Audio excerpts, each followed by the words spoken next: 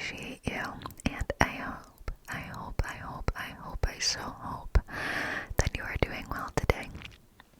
I hope you're doing well today, and this week, and this month, and this year.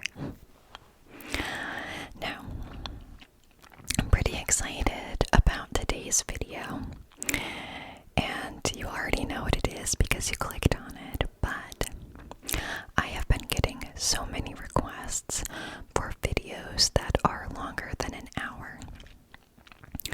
And so I've been keeping this in mind for a while, but it is surprisingly difficult to just ramble for that period of time. So I see that I get close, like 40-45 minutes, but I haven't crossed over the hour mark in a while, so I'm hoping that that is something that we can do today together. That is my best hope. And so, rather than just talk, don't get me wrong, there will still be some talking, but I thought a good way to spend this time would be to go through Rolling Stone's latest list. It is the 250 greatest albums of the 21st century so far. Now, I will say that I think I'm going to just start from 100 and work my way back because 250 seems like really long. And I think we can find enough to talk about with the 100. If for whatever reason we fly through that, then maybe we can go back, but I don't know, it seems like 100 might be enough. And I won't talk about each of the 100 at length, but especially the artists that I feel passionate about, or the parts of the list that resonate with me, I will talk about those. So I figured that's what we can do, and hopefully it is enjoyable and relaxing, and we'll cross the 1 hour mark because I know a lot of you like to fall asleep to longer videos. And I totally get it because I do the same. I always look for longer videos when I'm trying to fall asleep, and videos that have no mid-roll ads. And if you've been watching me for a while, you know that I will never put in a mid-roll ad because I find them to be so annoying. If you're trying to fall asleep and this loud ad just starts blasting in the middle of it, it just defeats the entire purpose, so we're not going to do that. But anyway, I hope this provides a restful, relaxing moment for you. And if you're not trying to fall asleep, maybe you'll just be interested to hear what's on this list. So, anyway, like I said, I'll do a little bit of rambling, as I always do, but let's just go ahead and get into the list. And the little heading, the subheading here says, with 25 years of this century in the books, here are the records that have defined our times. By Rolling Stone, illustration by Maxomatic. Okay, and I guess before we get into the list, I can give a little bit of context. I don't think this gives any spoilers. Oh, maybe it does. Okay, yeah, I don't want to give any spoilers, so I'm not going to read this little intro. Okay, let's go right to 100. We're gonna go 100 to number 1. Okay, number 1 is the album Untrue by Burial, which came out in 2007. I personally have not heard of Burial, I don't think. Let's see, what kind of music is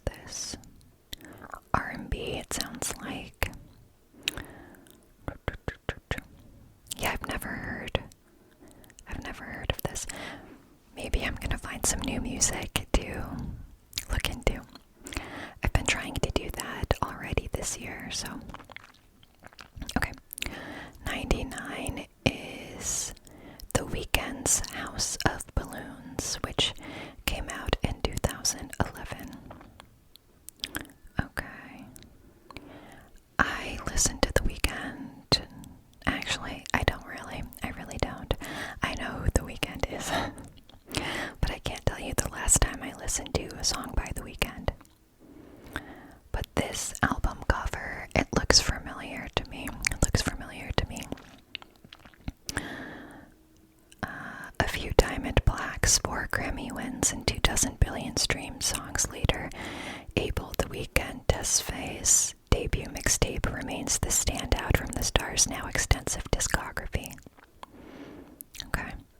House of Balloons is a marketing point for R&B and perhaps pop in general, a moody and atmospheric project that laid the groundwork for many works to come. Okay. Number 98 is Sky Ferreira's Nighttime, My Time, which came out in 2013. Another album that I have not heard. What kind of music is this? Indie rock and pop, it seems like. That's interesting. Okay. 97 is Young Thug's So Much Fun, which came out in 2019. I do listen to Young Thug, and I recognize the album art, so I'm sure I've heard at least a few songs off of the album, but it's actually pretty rare that I listen to albums front to back, which again I'm trying to do more of this year, but this is just another good way to find those albums, I guess. Okay, let's see. So Much Fun is both Young Thug's ostensible debut album and also the end result of almost a decade of relentless experimentation across mixtapes, collaborations, guest spots, and singles. As such, it has the relaxed feel of a victory lap, maybe even a career capstone from the bluesy guitar fleck to Just How It Is, to exuberant pop plays like The London. Throughout, he is as infinitely creative on a track-to-track basis as, say, Frank Zappa was at his peak, hooting, squawking, yapping, defining the outer boundaries of his form with playful sacrilege. I guess I'll revisit that album. Okay. Next we have number 96, which is J Balvin's Energia.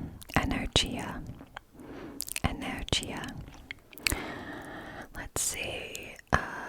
This is reggaeton.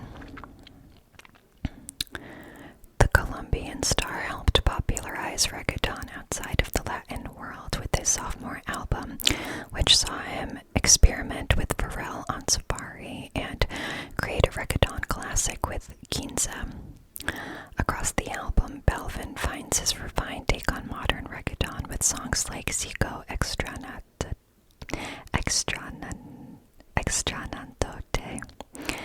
and Pierde los Modales, with Daddy Yankee his reggaeton hero.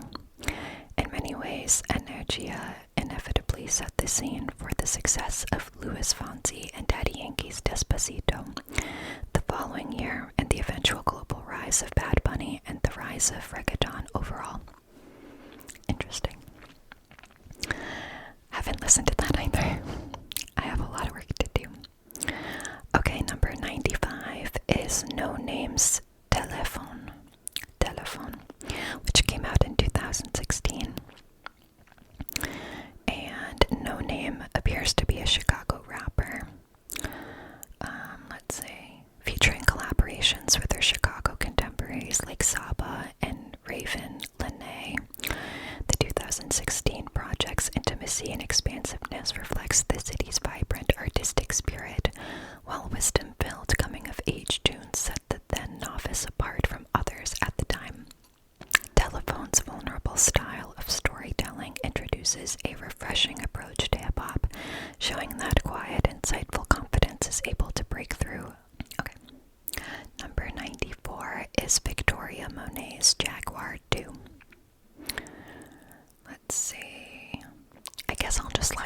I have heard an album. Victoria Monet's Jaguar 2 rightfully shot her to the forefront of contemporary R&B.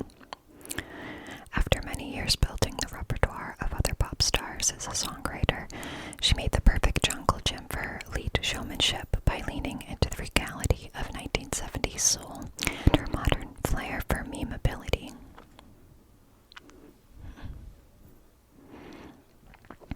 Number 93 is the Gorillaz Demon Days album, which came out in 2005. Having already defined Britpop at its best in the 90s, restlessly ambitious Blur frontman Damon Albarn had a cool second act this century with the virtual band Gorillaz. Presenting themselves as cartoon avatars, they delivered playful sonics with a vaguely light dystopian undercurrent on songs like Every Planet We Reach Is Dead and Kids with Guns.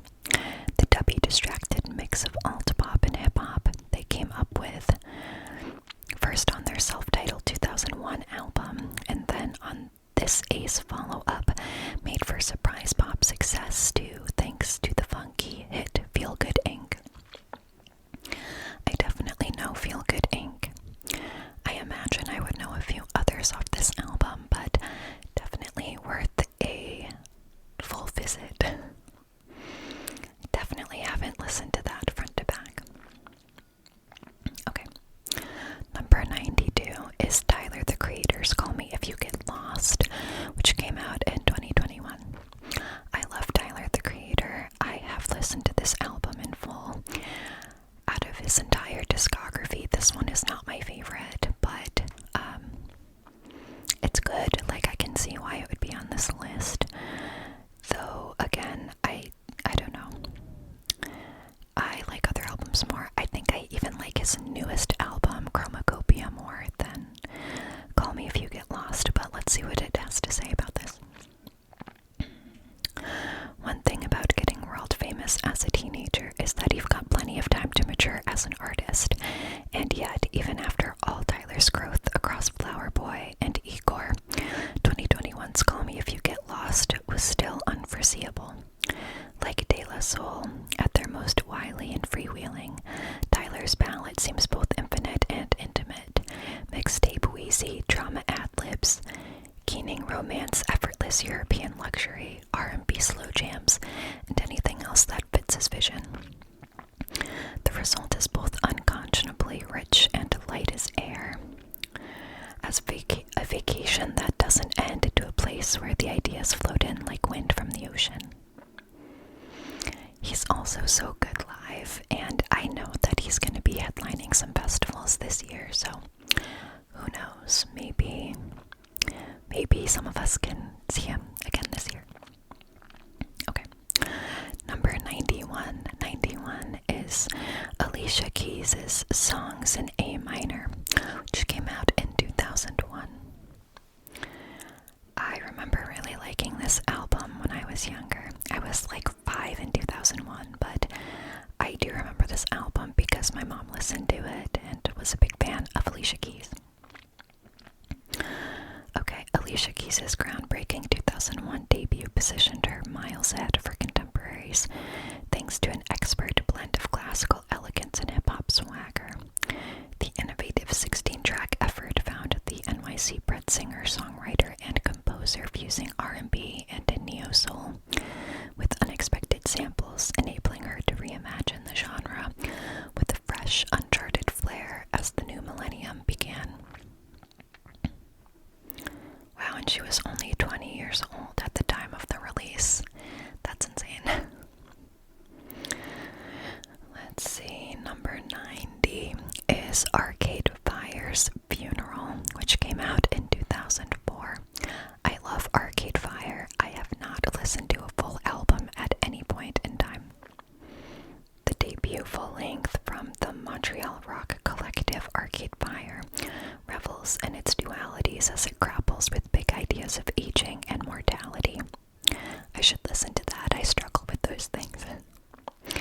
In a way, Funeral felt like a reaction to the too cool for school posturing that reared its well-coiffed head in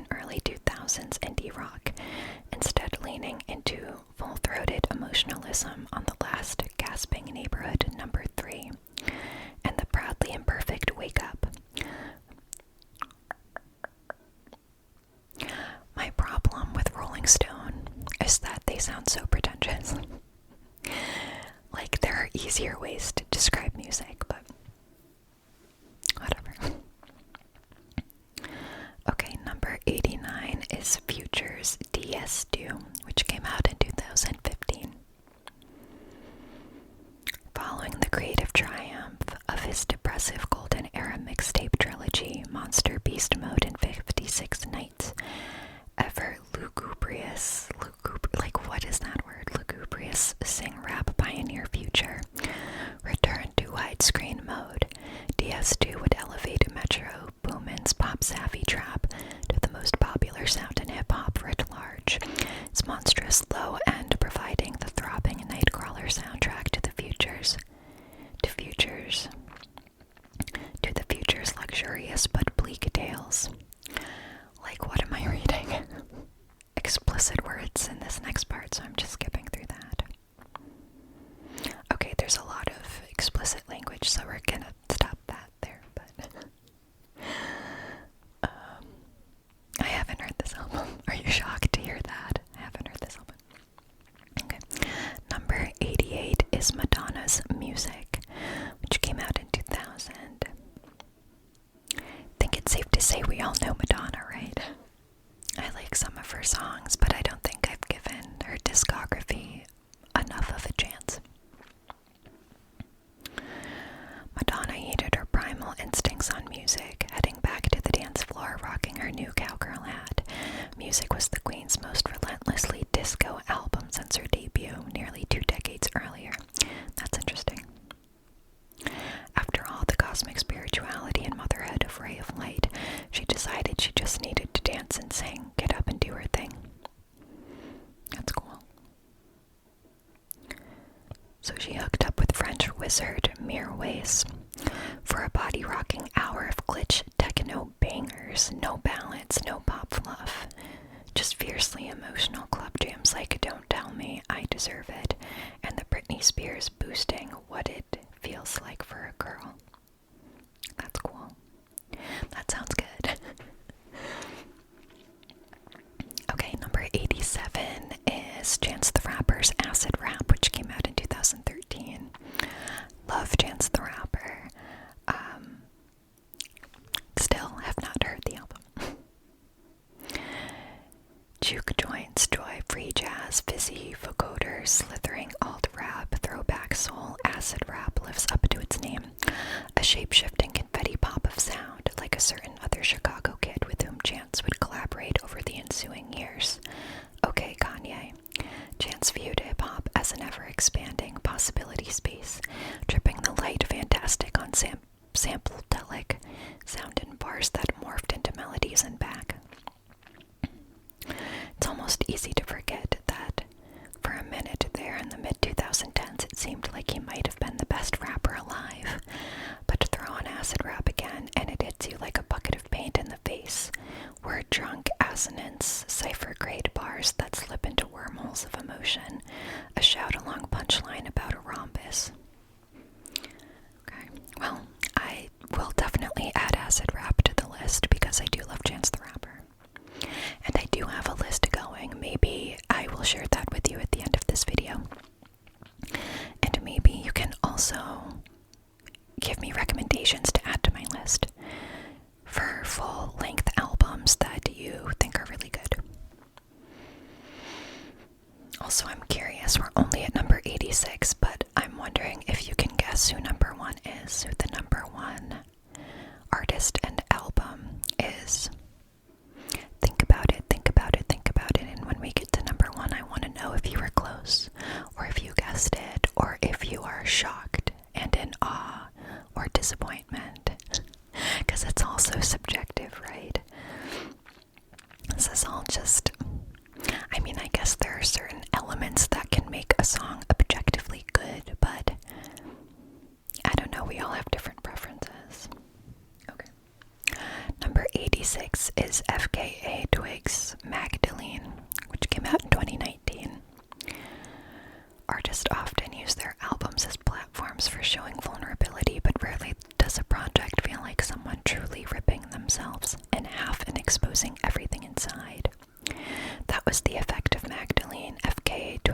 remarkably intimate, stunning, Baroque second album that detailed her crushing experiences with loss and anguish.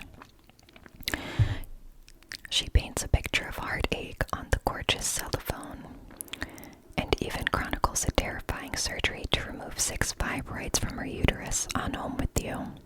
But though her agony comes through at visceral levels, the album lands as an act of strength and resilience. That sounds really nice. Okay, number 85. Parquet Quartz Light Up Gold, which came out in 2012. I've never heard of this artist or this album. These Texas transplants in Brooklyn seem to pack the whole history of indie rock into the lickety-split guitar zone-outs on their second album, the hyperactive blurt of wire on Borrowed Time, the elliptical laid-back lo-fi babble of Pavement on Dakota, Sonic Youth, Bono, piano wave stomp on Caster of Worthless Spells, art punk, Agita on Careers in Combat. The peak was the twin guitar epic Stoned and Starving, applying the abstract New York noise expressionism of television and the feelies to a high as balls bodega crawl. That put the hipster margin hood of Ridgewood, Queens on the rock and roll map forever. That's so interesting because I used to live in Ridgewood, Queens, and I've never heard of this artist.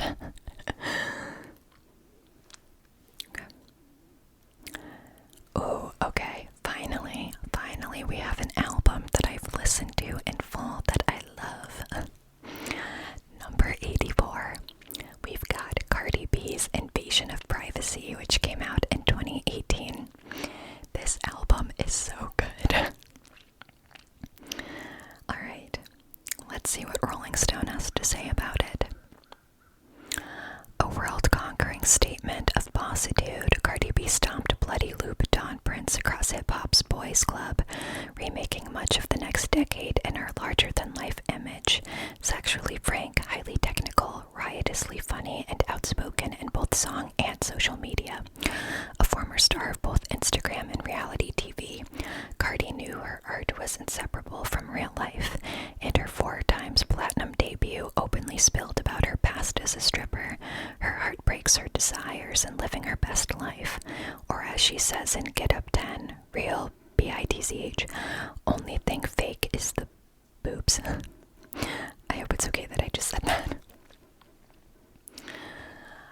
But for real, I love this album. It is so much fun, and I agree with everything that's written here. She is truly a gem. Okay.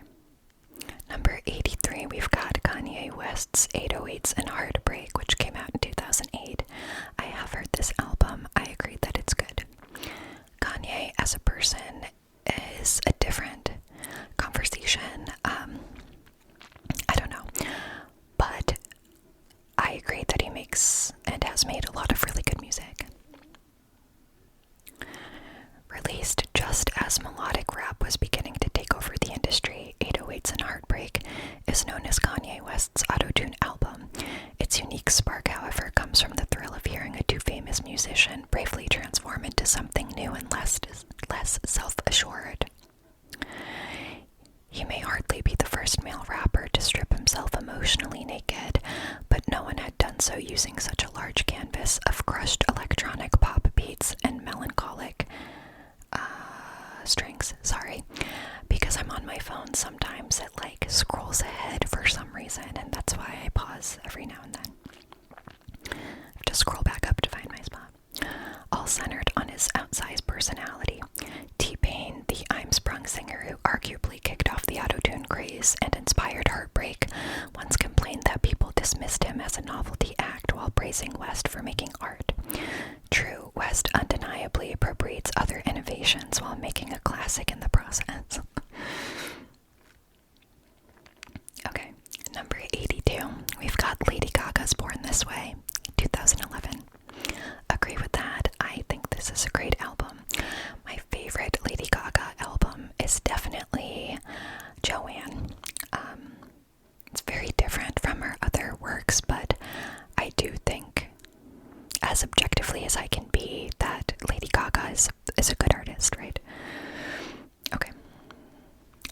peak of her world-conquering moment, Lady Gaga made this sui generis, I don't know that word, arena pop masterpiece, the swaggering, buzzy synth spawn of Blood on the Dance Floor era Michael Jackson, Journey, Madonna, and Bruce Springsteen, recorded performance of E Street Band saxophonist, plus more than a hint of the kind of Eurodance fodder favored by the cast of Jersey Shore on their nights out.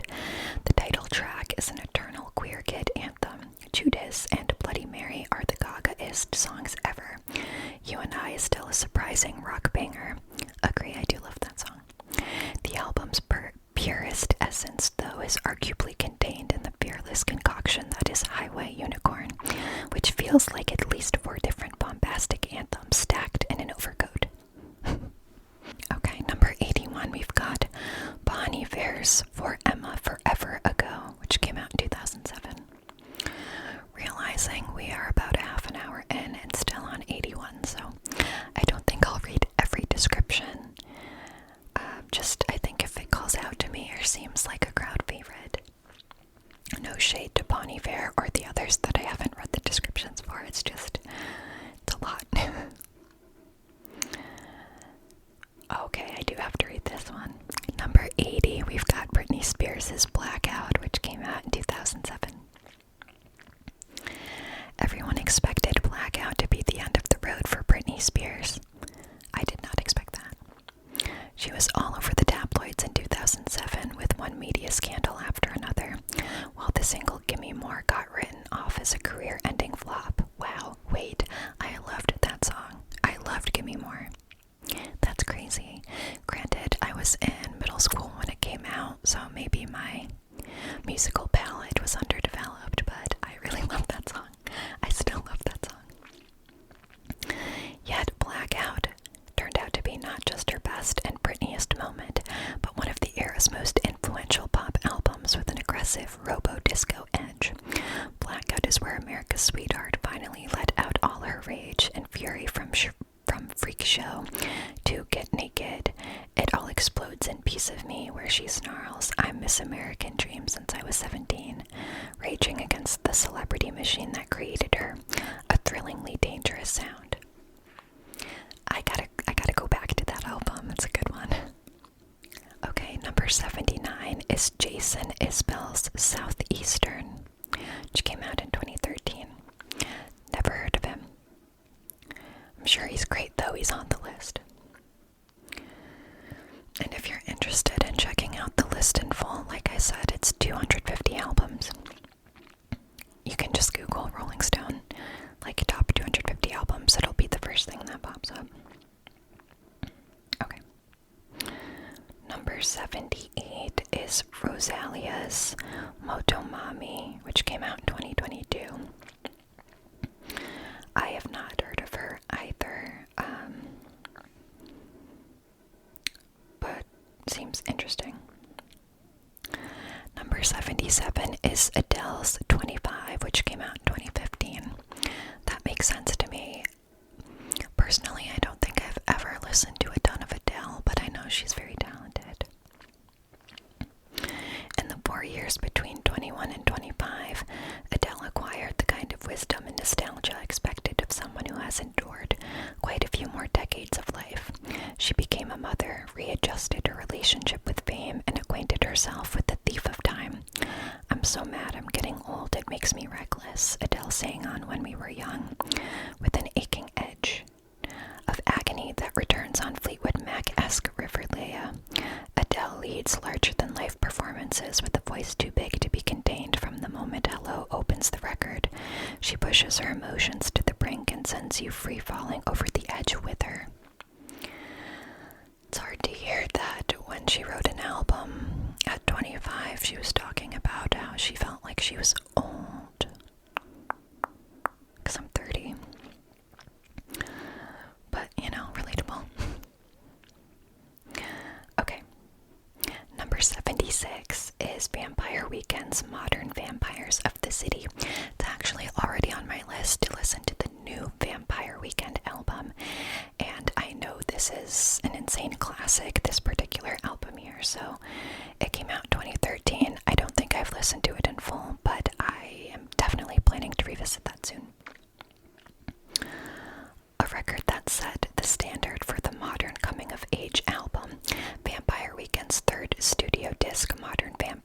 the City stands as the group's most fully realized effort. Coming off the collegiate stylings of their self-titled album and 2010's Contra Modern Vampires brings the band's varied and eclectic sonic sensibility, made cohesive by the production of band member Rostam Manjlij. Sorry, I'm butchering all of these names probably.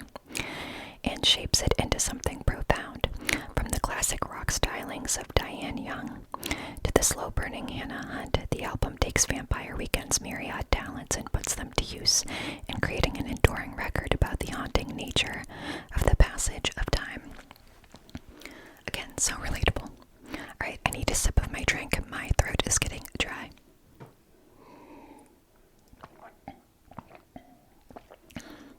If you're curious as to what I'm putting into my mouth, it is an iced decaf latte. It's called an Almond Joy because it has coconut and mocha flavoring. And it has almond milk as well.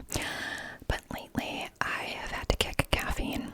It's been too much for me, so decaf pretty much everything these days. Okay. Oh my gosh. Feeling very excited about number 75. The White Stripes' White Blood Cells album from 2001. If you haven't heard, I am obsessed with the White Stripes. It is my dream that they do a reunion tour one day, which I know is likely to never happen, but a girl can dream. Okay. The White Stripes blazed out of Detroit Punk City with their color-coded brother-sister mythology, droll whimsy, playful irony, and minimalist garage blues stomp. Meg White pounded like Maureen Tucker by way of Dave Grohl. Jack White brayed and winked and stole from everyone. Led Zeppelin, Country Joe and the Fish, Jem Croce. On their third album, they delivered acoustic sweetness worthy of Big Star's 13 on We're Going to Be Friends, and primal violence worthy of the Stooges on I Think I Smell a Rat, and blew up into the real-life rock stars with the rocket fuel riff and a Lego video of Fell in Love with a Girl. Fell in Love with a Girl is maybe one of my favorite songs ever. To be clear, I have a lot of favorite songs, but this is a great album. Number 74 is One Direction's 4, which came out in 2014. I haven't heard it, but I am going to read the description because my best friend who is going to be watching this video is like a 1D super fan. So I feel like it would do justice to her for me to read this.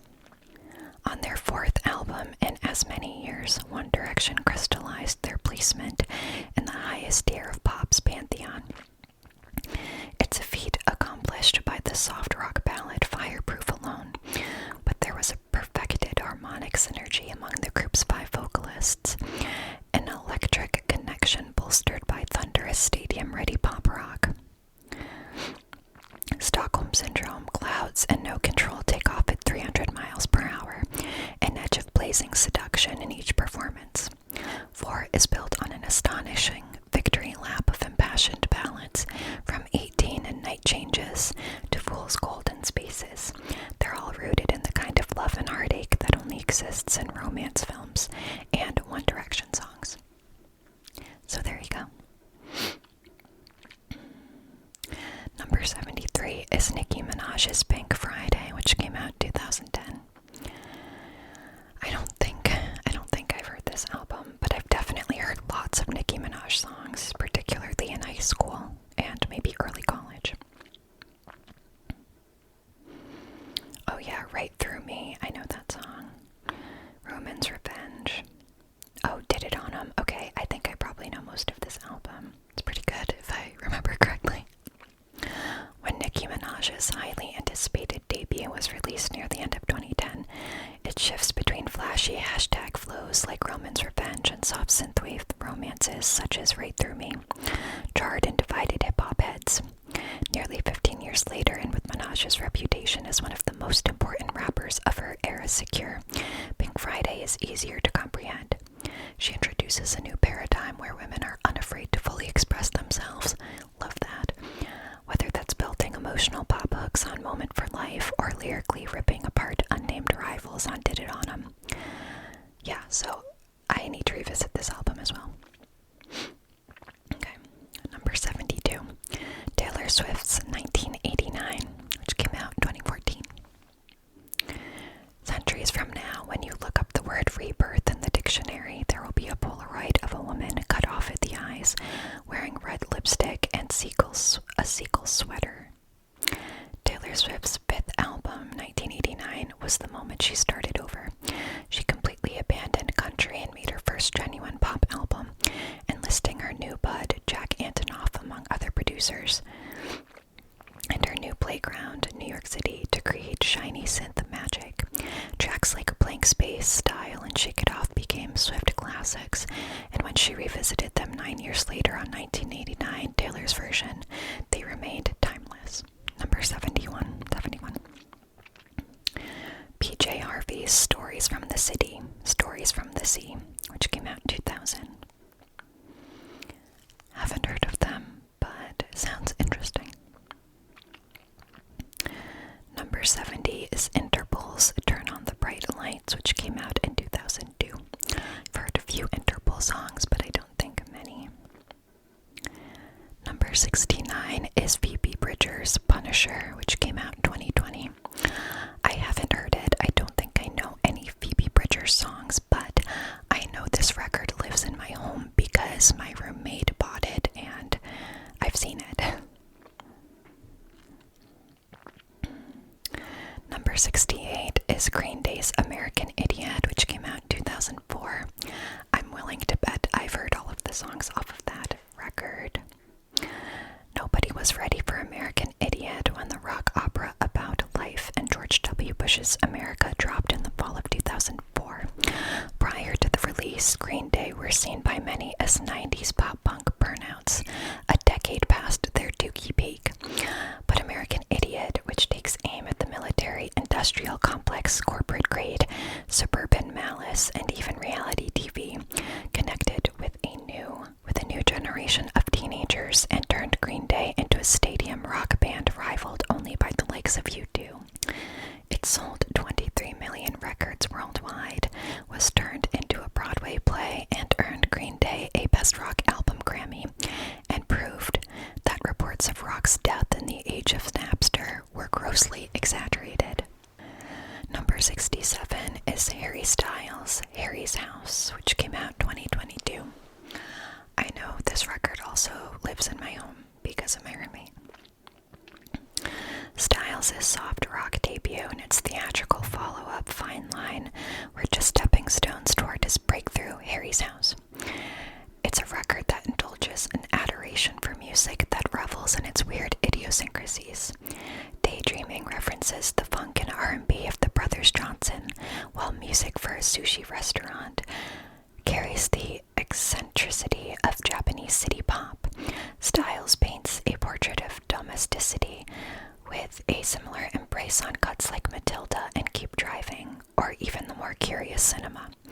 They're songs that feel tangibly lived in and intimate. He Goes Big too, As It Was and Satellite are explosive pop numbers with endless replay value. As it turned out, blocking the outside noise made sizable room for Styles' glorious mess of things. I do like As It Was. I don't think I know any other songs. Okay. Number 66 is Kendrick Lamar's Damn, which came out in 2017. It would appear as though my cat is wanting a treat, because that's usually the only time he climbs up on my head like this. But as long as he does it quietly, that's fine. Love Kendrick Lamar. I haven't heard this whole record, but I've heard a lot of good songs off of it, so another one to remember to go back to. Keep Your Platinum Plaques. Kendrick Lamar's fourth album was certified Pulitzer.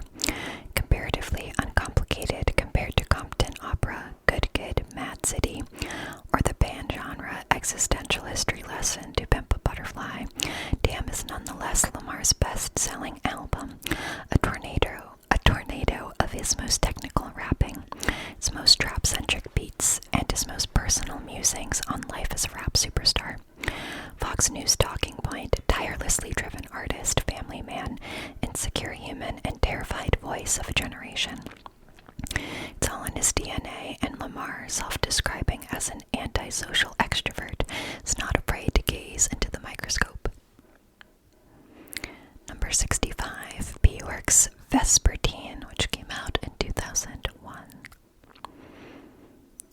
Number 64, Sleater-Kinney's The Woods, which came out in 2005. I like Sleater-Kinney. It's on my list to listen to a new Sleater-Kinney album that came out in 2024. Number 63, Daft Punk's Discovery, 2001. I love Daft Punk. Alive 2007, I think, is one of my favorite albums. One of many. The Parisian robot invaders became full-on pop stars and trailblazers with Discovery. Thomas Bangalter, and Guy Manuel de Homem Cristo, gosh, these names, channeled 80s and 70s nostalgia for everything from 10cc to Van Halen through their signature filter house sound. Shellacking on enough talkbox whimsy to bury Peter Frampton alive. None of this means anything to me. The vocoder nostalgia of One More Time and Digital Love became an early template for the 2 decades of auto-tune hits, while Harder, Better, Faster, Stronger, and Crescendos were dance floor slapstick of the finest. Funny, funky, and often strangely poignant, Discovery could have just been a winky good time, but now its dance doll is one of the finest dance music long players ever made. Number 62 is Lana Del Rey's Born to Die, 2012. I do own this record. I do love it. I think there are a lot of really incredible songs off of it. Video Games, National Anthem, Born to Die, Blue Jeans. I mean, it's a banger of an album. Number 61, Ariana Grande's Thank You Next, 2019. Number 60, Bruce Springsteen's The Rising, 2002. Number 59, MAA's Kala, 2007. I love Kala. I own this record as well. This is the record that has Paper Planes off it, I believe. Yeah.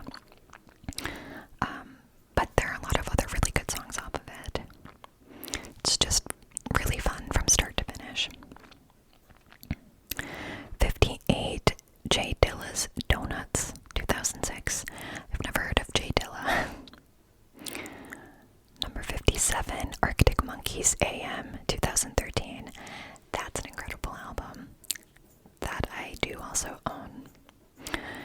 With its expansive sonic palette and myriad influences, AM stands unmatched as Arctic Monkeys' capital R rock record. It's not just the maximum riffage on Do I Wanna Know or the Sabbath-worshipping Arabella. It's the tributaries that lead to everyone from Lou Reed and Aaliyah to Dr. Dre and Elton John. All of this upholds Alex Turner's picturesque narrative of heartache and yearning, at times fantastical, often rendered with the vivid realism that's long defined some of his best songwriting. AM proves once more that there's nothing more rock and roll than insatiable desire, abject loneliness, and loud guitars. I agree. Such a good album. Number 56, Clips's Hell Hath No Fury, which came out in 2006. I don't know who Clips is. It's good. I feel like I'm learning a lot. Number 55, Radiohead's In Rainbows, 2007. Number 54, Jay-Z's The Black Album, 2003. There's a lot I could say about Jay-Z right now, but I'm just gonna keep it moving. Number 53, Paramore's Riot, 2007. Riot is another great album. I don't own it, but I probably should. That's What You Get, Misery Business. I honestly don't know what else is on it, but I'm sure I've heard it. Number 52 is Usher's Confessions, and that came out in 2004. Number 51 is Robin's Body Talk, 2010. just made it to the top 50. The top 50. Okay. Now it's getting serious. This is where the list gets serious. Number 50, Ghostface Killer's Supreme Clientele 2000. Number 49, Mitski's Puberty 2, 2016.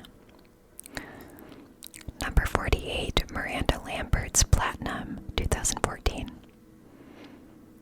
I haven't heard any of these, by the way, so far. Number 47, Kanye West's The College Dropout, 2004.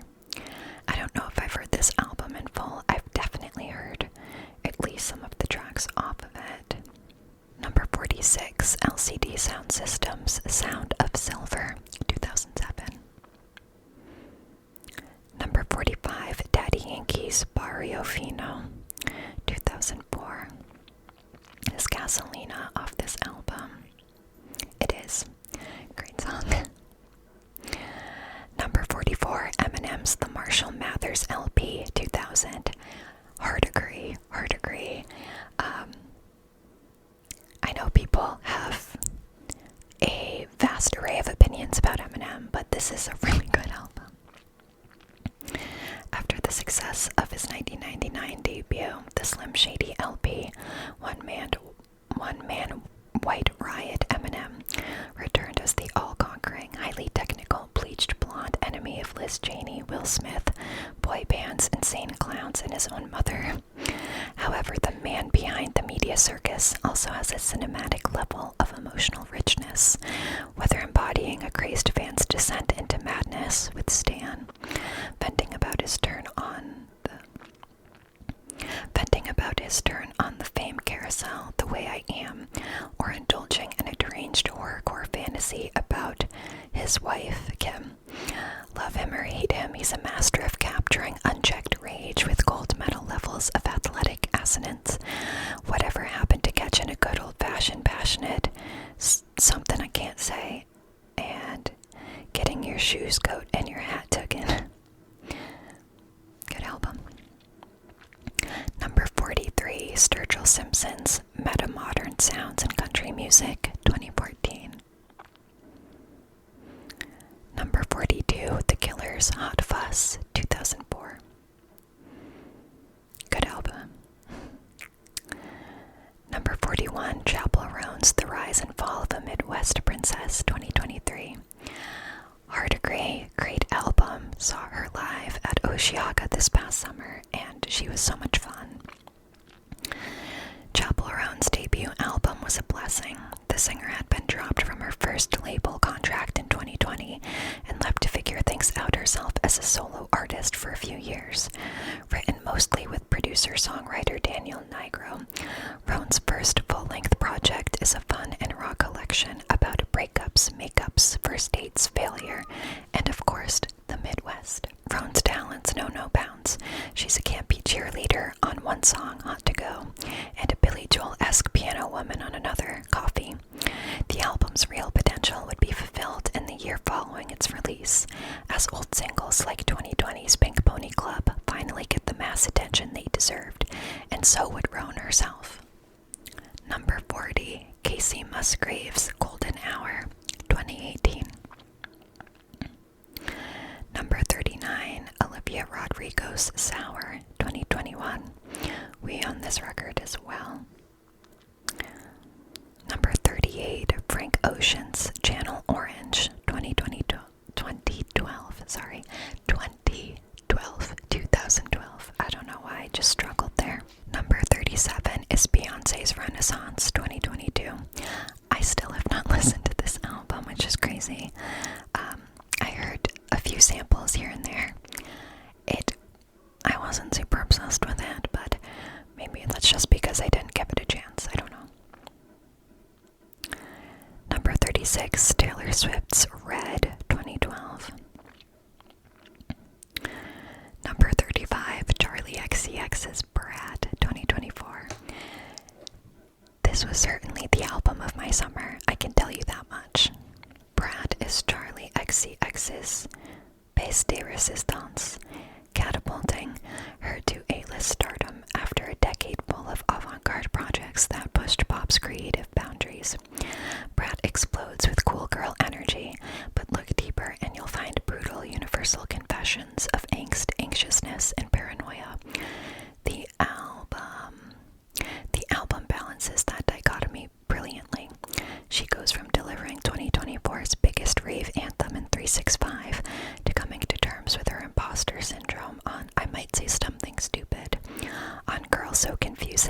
casually sings to an unnamed pop star about not being sure if they're friends.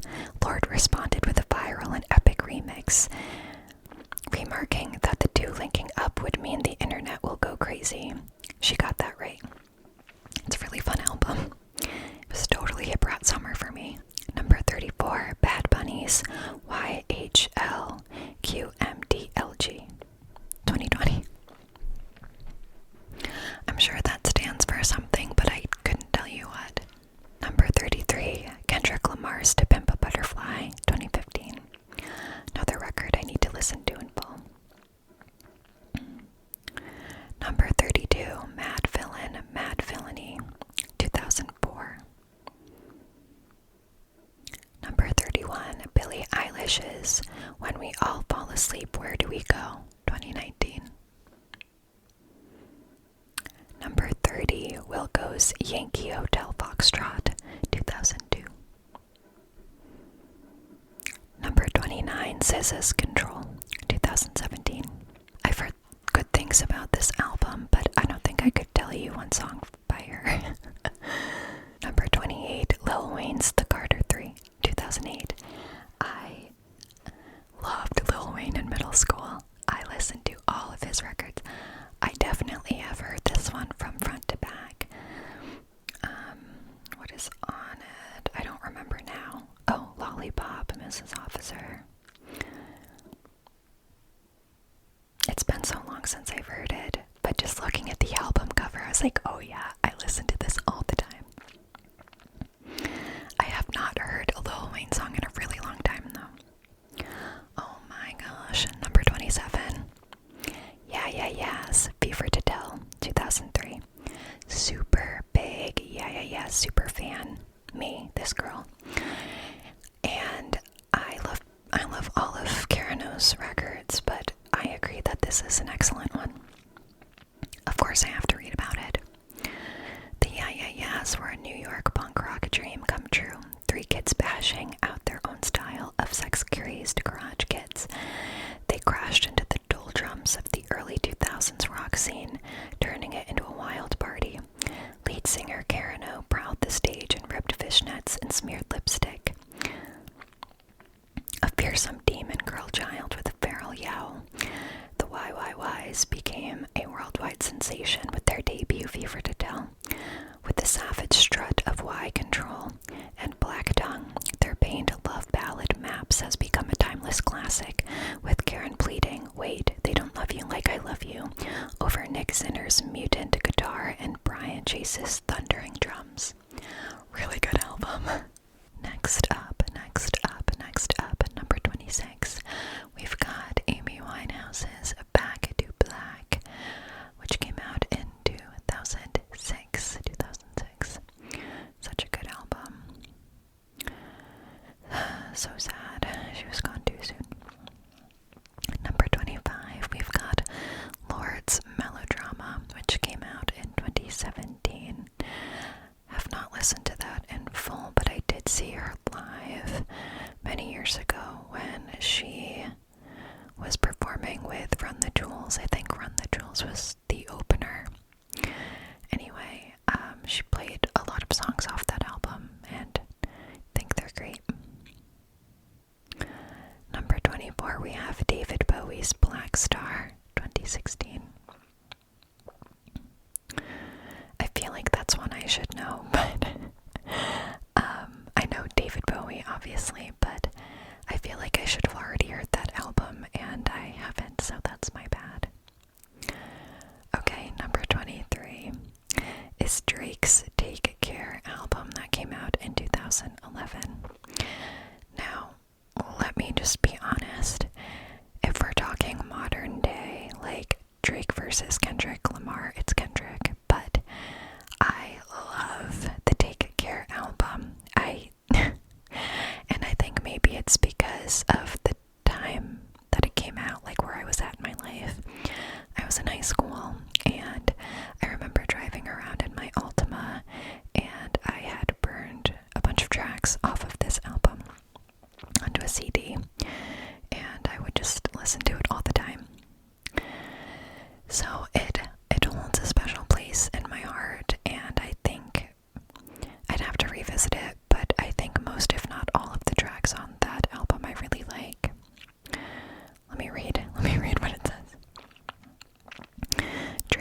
shared his way to the very top of the pop pantheon on his second album, blurring the line between rap swagger and R&B sensitivity, between bragging and wallowing, as he brought a whole new level of gilded self-indulgence to hip-hop.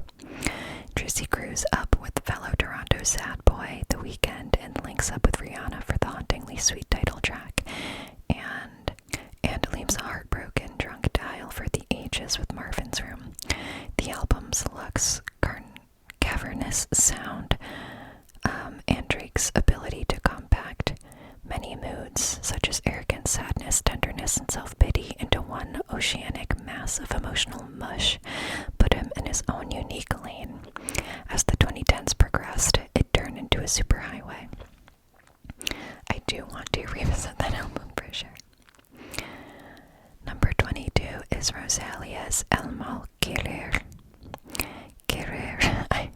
I'm so white trying to speak Spanish. El Mal Querer. Querer. Came out in 2018. I have not heard her music, so I should. Number 21 is Rihanna's Anti 2016. I think I've heard most of these songs on the radio, but to be honest, my favorite song off of that album is Goodnight Gotham. It's like a minute long, but I love the beat in it. And other than that, I've never really given this album a chance. I don't know why. I've never been a huge Rihanna fan.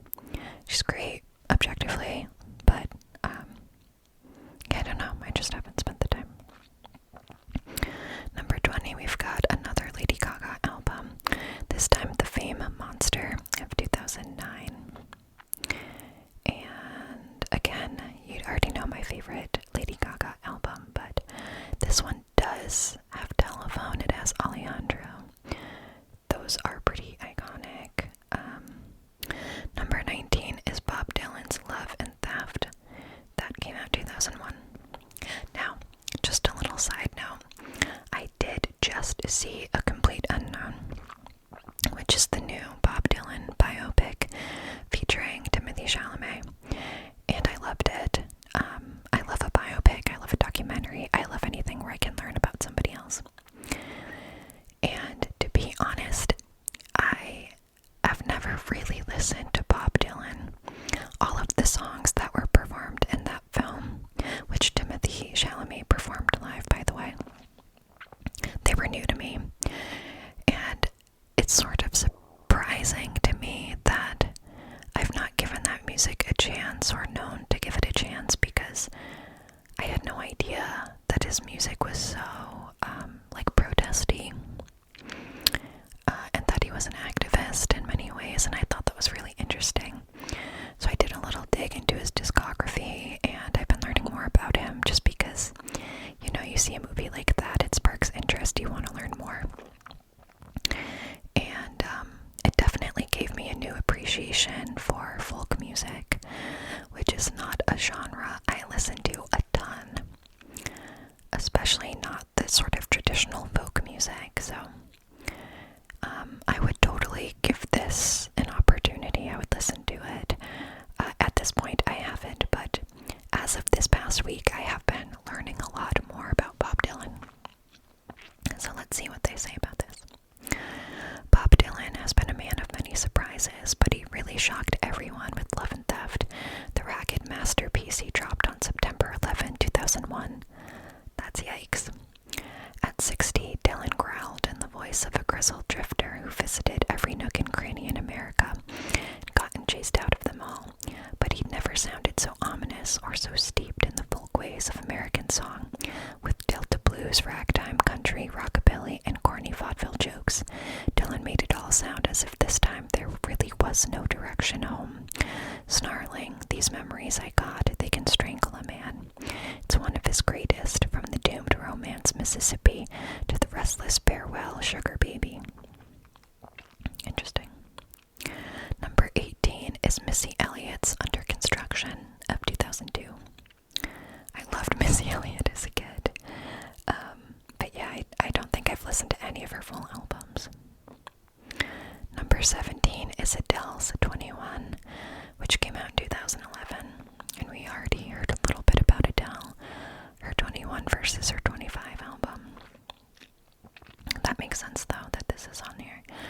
Number 16, we have another Beyonce album, and this one was just self-titled Beyonce. It came out in 2013. I remember listening to this one a lot in college. Where were you at midnight on December 13th, 2013, when Beyonce posted Surprise on Instagram and released her 14-song, 17-video, self-titled sexy masterpiece straight to iTunes without a hint of warning? I remember that.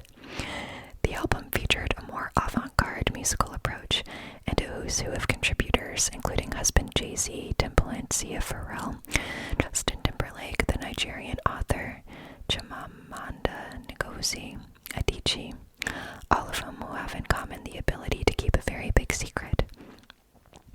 Beyonce was not only critically acclaimed, but a massive commercial success, changing the music industry and showing off what a creatively adventurous genius Beyonce is.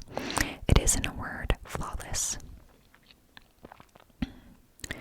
Number 15 is Norman Blank Rockwell, 2019. So we have some repeat artists here. Number 14 is the White Stripes Elephant album, which came out in 2003. Another favorite of mine. Oh, this is the one that has 7 Nation Army, so that makes sense. I really, really love the White Stripes. Number 13 is Fiona Apple's The Idler Wheel is Wiser Than the Driver of This Crew, and the Whipping Cords Will Serve You More Than Ropes Will Ever Do. That's the name of the album. It's a long name. That came out in 2012. Number 12. Wait, did I just say 12? No, I said 13. Okay. Number 12 is Jay-Z's The Blueprint, which came out in 2001. Number 11 is D'Angelo's Voodoo. That came out in 2000. So now we've made it to the top 10. The top 10, the top 10, the top 10. And I feel like because it's the top 10, I should read the descriptions for all of them. Okay. Number 10 is The Strokes' Is This It album, which came out in 2001. With their rich kid ragamuffin style and their outrageously fun neo-new wave tunes, The Strokes gave the rock scene a much-needed hotness and fusion, riding a huge wave of hype into their debut LP. All their moves were thrifted from Lou Reed, Tom Petty, The Cars, Television, and Psychedelic Furs, and others, but they mixed and matched with a whiz-kid genius that felt meticulous and off-handed at the same time. From Last Night to Soma to Hard to Explain to Trying Your Luck, there Is This It bounced by without a single uncatchy song on the track list, placing it among the finest New York guitar records ever made. Is This It played a huge part in jump-starting a whole rock is back cool band avalanche in the 2000s. Number 9 is Bad Bunny's Un Verano Sin Ti. That came out in 2022. When Bad Bunny was making Un Verano Sin Ti, which means, hold on, is that a summer with you? I think that's a summer with you. He wanted to capture his memories of heat-splashed summers in Puerto Rico and translate that nostalgia and his deep love for the island into song. He succeeded. There are warm sunsets on the dreamy melody of Otro Atardecer, and there's post-beach revelry in the mambo lines of Después de la Playa. But not even he expected just how much this risky, politically charged album would change music history. Un Verano Sin Ti became the most streamed album globally in 2022, and the first Spanish-language LP nominated for the Album of the Year at the Grammys. That's crazy that it took that long. Beyond the accolades and the records, however, Un Verano Sin Ti was made for Puerto Rico. When he toured the album, he'd close out his concerts with El Apagón, where he touches on the colonial forces that contribute to struggles in Puerto Rico while celebrating every aspect of his homeland's culture. Pretty cool. I do love Bad Bunny. Number 8, we've got Kanye West's My Beautiful Dark Twisted Fantasy, 2010. The grandest, most gloriously indulgent hip-hop album in history. Wow, okay. Wow, okay. Kanye West's magnum opus will likely never be topped in size, ambition, scale, or especially budget. What other albums can boast Elton John, Charlie Wilson, and Alicia Keys on background vocals, from its provocative cover art by fine artist George Condo to its moody yet arena-sized co-production by Mike Dean and Jeff Basker? My Beautiful Dark Twisted Fantasy is equal parts decadent and reflective, and its list of highways may be as long as its credits. The scene-stealing breakout moment for young Nicki Minaj, the headbanging recontextualization of the King Crimson sample, the transformation of indie folky Bon Iver from insular sensitivo to celebratory party starter, and the world's most sorrowful 3-minute vocoder. See, I keep seeing this word, I don't know the word. VOCODER, Solo and Runaway. Number 7 is SZA's SOS, which came out in 2022. Come here. SZA kept the world waiting 5 years for SOS after her groundbreaking 2017 debut, Control. It's CTRL, technically, but I'm assuming you would just say Control. Expectations were high, but nobody was prepared for the musical and emotional power of SOS. Solana Rowe proved herself one of the most fearlessly original artists in the game, exploring heartbreak, loneliness, and the struggle for self-determination in her cathartic R&B confessions. She defies all genre cliches, mixing hip-hop and rock with soul-deep ballads like Snooze. She even tries a country-style murder ballad in Kill Bill, which blew up into one of the era's most startling #1 hits. These songs are full of complex poetic emotion, from intimate pain to declarations like, "Now I've ruined everything, I'm so free. I don't even give a blank about cohesion." She told Rolling Stone, "If you sound like you, your stuff's gonna be cohesive, period." But SOS is the album where SZA proved she can do it all. Number 6, Kendrick Lamar's Good Kid, Mad City, 2012. Over a decade since its 2012 release, Kendrick Lamar's threats from neighborhood gangs, law enforcement, and even himself. Over a decade since its 2012 release, Kendrick Lamar's major label debut is widely acclaimed as one of the greatest hip-hop albums of all time. It's a conceptual masterwork in which the protagonist, painfully aware of his vulnerability, navigates threats from neighborhood gangs, law enforcement, and even himself. Kendrick, aka Compton's human sacrifice, he cries out. He imagines himself as a wayward son of the city, determined to survive, conveying his youthful dalliances with alcohol and opiates in densely lyrical and metaphorical verse, as well as crooned harmonies. A phalanx of guests, from rap vocalists Pharrell Williams and MC8 to backing singers like Anna Wise, helps Lamar create a complex and operatic coming-of-age tale that invites repeated listening. No matter how much he's changed since, Lamar's reputation will always depend on whether he's living up to the ambition of that good kid, navigating a city in chaos. Number 5, we've reached the top 5 albums of the 21st century so far.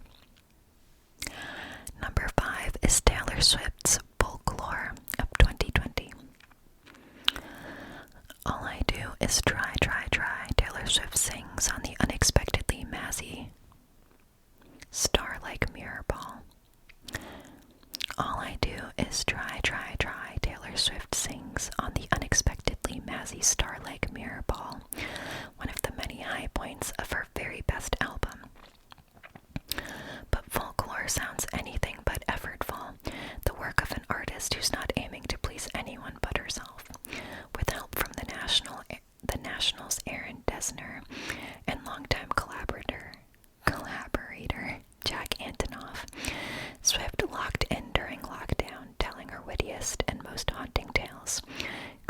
crystalline miniatures that sometimes spiral towards the sky.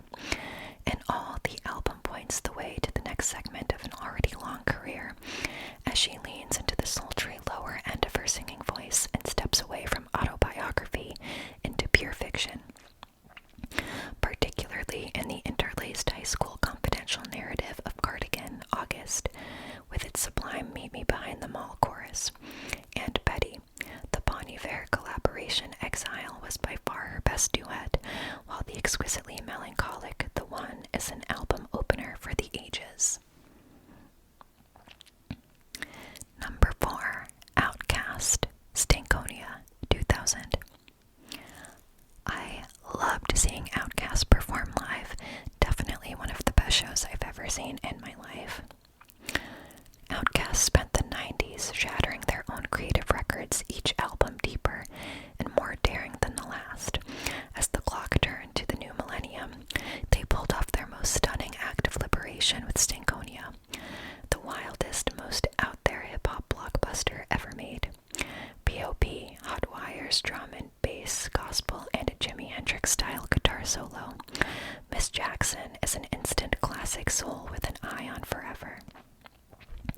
Even the cruder moments, like We Love These Homes, keep all that high-flying genius grounded firmly on earth. Andre 3000's outrageous evolution away from any concept of style or genre was a big part of what made Stankonia so vital. Within a few years, Big Boy's and Andre's vision had diverged too far to coexist. This is the last time their visions truly connected on a single CD, yielding a masterpiece that few have topped since. Wow. Number three. Frank Ocean's Blonde, 2016. Frank Ocean spent 4 years crafting his audaciously personal avant-soul statement, Blonde.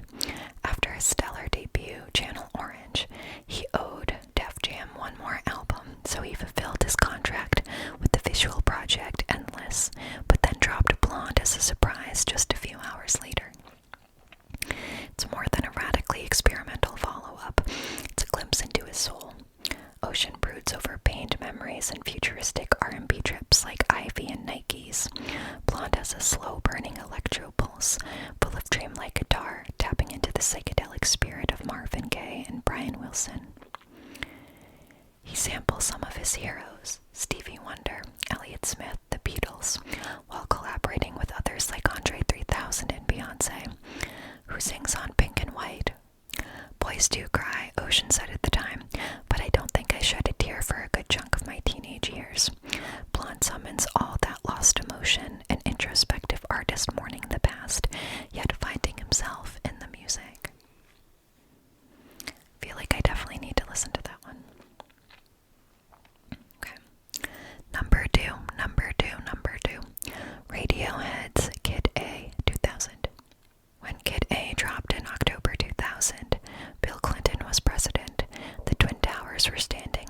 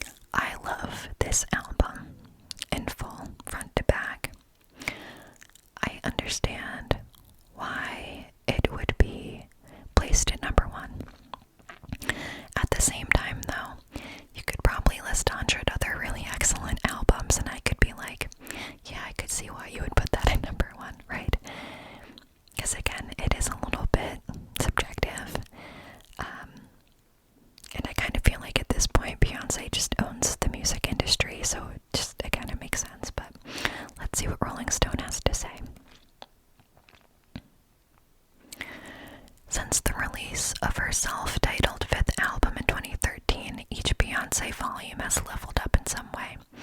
Yet, Lemonade bests them all in storytelling, revelation, and cultural resonance. In all she's accomplished, she has yet to meet the world as vulnerably as she does here, laying bare the trauma of her very famous husband's infidelity to their marriage and the empire they built upon it. Though she did stay with him, so that's confusing. Still, the shock and intrigue from that ends up trailing far behind the defining ethos Beyoncé constructs from her despair. It starts with intricate songs that span time and genre, from the sugary Soulja Boy sampling reggae of Hold Up, to the hard rock Don't Hurt Yourself with Jack White, to the country R and Daddy lessons. From there, Lemonade is foundational to the wide arc of studied genius we've come to expect from Beyoncé in subsequent years. For instance, the disrespect she and the Chicks faced performing Daddy lessons at the 2016 Country Music Awards informed her hard pivot south 8 years later on Cowboy Carter. Perhaps Lemonade incentivized the utter excellence of every work that followed because of its stunning losses at the 2017 Grammys, her third time losing Album of the Year with another loss to come. For many, that night crystallized that being the best as a black woman might never be enough, yet she continued to be just that. Lemonade has always been more than just an album. It's a music film as layered, gorgeous, and haunting as a canonical drama, a matrix of generational heartbreak, a celebration of legacy, and a hand-drawn map to the intersections of many black women's interpersonal and political lives. That last aspect was especially palpable when freedom became Kamala Harris's 2024 presidential campaign theme. In 2016, the defiance and black radical aesthetic of Lemonade's hit single Formation was so bold that some police unions spitefully called for a boycott of Beyoncé. Wow, I didn't know that. Such a good song. Lemonade's soundtrack to a shifting world and rocketed too, while valid concerns exist as to whether she actually lives out the values of the social iconography she's channeled or fundamentally contradicts them. The merits of Beyoncé's artistry are undeniable. Put simply, Lemonade solidified her status among the best musicians of all time. So there you go. Number 1, Beyoncé's Lemonade. Let me know if you agree with that, if you disagree with that, if you've never heard the album. Again, I do think it's a really good album, and I think the music videos, like the music storytelling of it, visually was really powerful too. But I think that little description brought up a good point about, does she live out these values in real life? Like, you can never really know for sure for anybody, right? But yeah, I do really like it. So anyway, I don't think I disagree about anything that has been listed here. If anything, there's just a lot of albums I haven't heard, or albums or artists that I haven't even heard of. So clearly I have some research to do, but I'm also curious if you think there's an album from the 21st century so far that you think should be included that was left off the list, at least for the top 100. I'm also curious to know if you would like more videos like this in the future, where I go through lists of music, or maybe something else, maybe movies or